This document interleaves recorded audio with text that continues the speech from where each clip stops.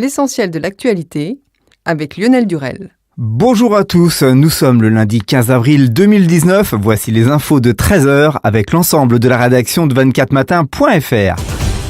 Emmanuel Macron dévoilera ce lundi soir à 20h aux Français ses réponses au grand débat et à la crise des Gilets jaunes, avec l'obligation de convaincre pour ne pas compromettre la suite de sa présidence.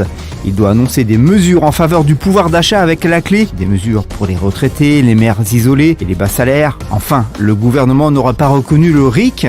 L'une des revendications des Gilets jaunes, en revanche, il voudrait faciliter le RIP, le référendum d'initiative partagée. Pour l'instant, il faut la signature de 4,5 millions de citoyens et de 185 parlementaires pour le déclencher.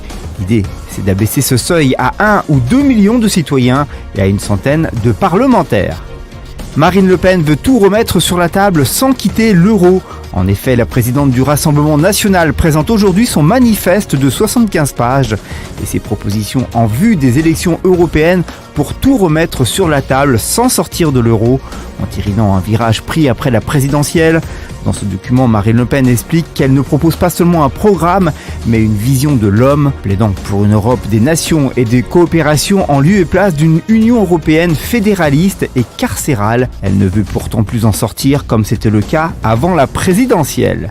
En Seine-Saint-Denis, un lycéen de 16 ans a été mis en examen après s'être radicalisé. Il a été interpellé par les services antiterroristes.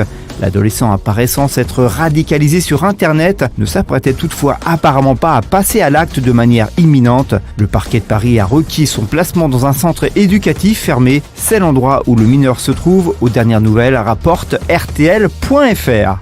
La société américaine Stratolaunch a annoncé avoir effectué au-dessus d'un désert californien le premier vol d'essai au plus grand avion du monde, dont l'envergure est plus grande de près de moitié que celle d'un Airbus A380. Oubliez les Airbus A380 et leurs 80 mètres d'envergure, l'appareil est propulsé par 6 moteurs de Boeing 747, le tout pour une envergure totale de 117 mètres. En bref, et dans le reste de l'actualité, les oppositions soulignent la lourde responsabilité pesant sur les épaules du chef de l'État avant son intervention ce soir en réponse au grand débat et aux Gilets jaunes, craignant qu'elle ne tourne à l'opération de communication.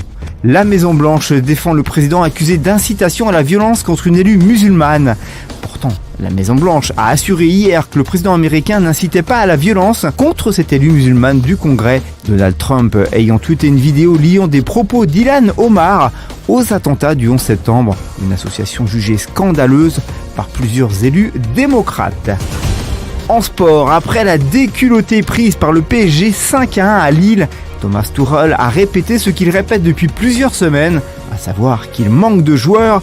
Le coach parisien rappelle notamment l'absence de 2 milieux de terrain. Il nous a manqué Adrien Rabiot et Lassana Diarra toute la saison. On utilise trop les joueurs, c'est évident.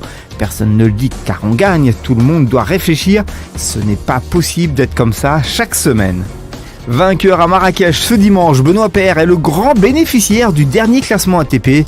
Le Français progresse en effet de 26 places pour réintégrer le top 50 en 43e position. L'Avignonnais de 29 ans progresse donc de 26 places après sa victoire sur la terre battue de Marrakech, remportant ainsi le 2e titre de sa carrière. L'actualité du divertissement, chroniqueuse de Cyril Hanouna dans Touche pas mon poste sur C8. Valérie Benaïm présente depuis la dernière rentrée C'est que de la télé, en remplacement de Julien Courbet, parti sur M6. La jeune femme fait un premier bilan et il est positif. Je suis chef de bande pour la toute première fois et je dois avouer que j'adore ça. Je me suis découvert une âme de leader, j'aime décider et avoir des responsabilités. Mener un débat, c'est enthousiasmer la journaliste. Quel temps fera-t-il demain ? Voici notre page météo. Demain matin, mardi, il pleuvra des Pyrénées aux régions méditerranéennes jusqu'en Normandie et en Bretagne. Le temps restera sec au nord de la Seine et près des frontières du nord-est. L'après-midi, la perturbation gagnera toutes les régions de l'est et du nord-est avec des pluies sous des températures en baisse par rapport à la veille. Du côté des températures, justement, il fera mardi matin de 6 à Lille à 13 pour Nice. 9 à Paris et Rennes, 5 à Strasbourg, 11 à Bordeaux et Montpellier. Ce Flash Info est désormais terminé, mais on se retrouve dès à présent sur 24matin.fr pour vivre l'actualité. Belle journée à tous, à mardi 13h pour un nouveau résumé de l'actu.